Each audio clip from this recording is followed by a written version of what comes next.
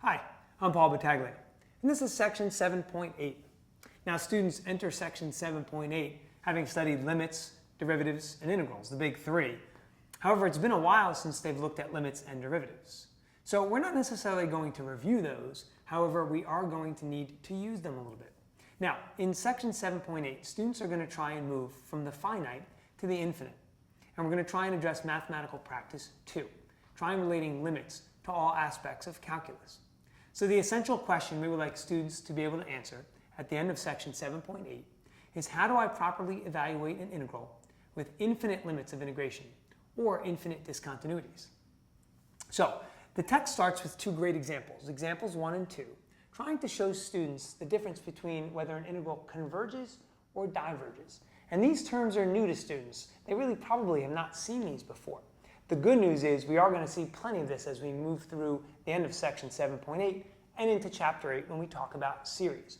So I think the first thing you'd like to do is have students understand if an integral yields a value that is not finite, then it diverges. And if we get a finite value, it converges. Now, that being said, I think the other thing we're always cognizant of is trying to show students that we don't learn things for one day. We try and learn it forever. Examples 3, 9, and 10 do a fantastic job of that. So let's be a little bit more specific. Example 3 looks at how we need to, yes, do an improper integral, but also incorporate L'Hopital's rule and integration by parts, two things that they've seen earlier in this chapter.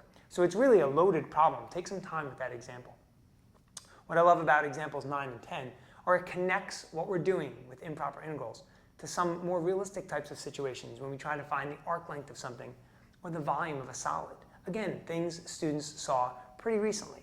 So really neat things to try and connect the why, not just to the how. Now, let's talk about a couple things that students have to be very, very careful about. In example 5, we'll look at the one-sided notation, and we'll try and address mathematical practice 5, try and build that notational fluency. Students need to understand that not only is it important that they use the correct notation, but they follow that notation through their entire calculation. And the box we present right before this example does a really nice job of showing that. Now, in examples 7 and 8, we'll look at interior discontinuities.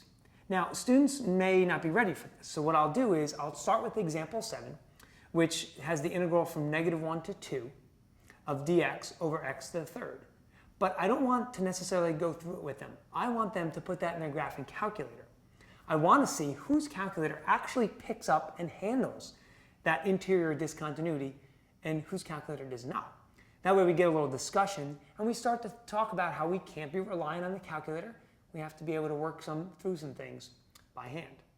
Now after this, we'll go to example 8, but this time I won't preface that there actually is an interior discontinuity. I want the students to find that out for themselves. That way they can work through it a little bit, feel a little bit more confident in what they're doing.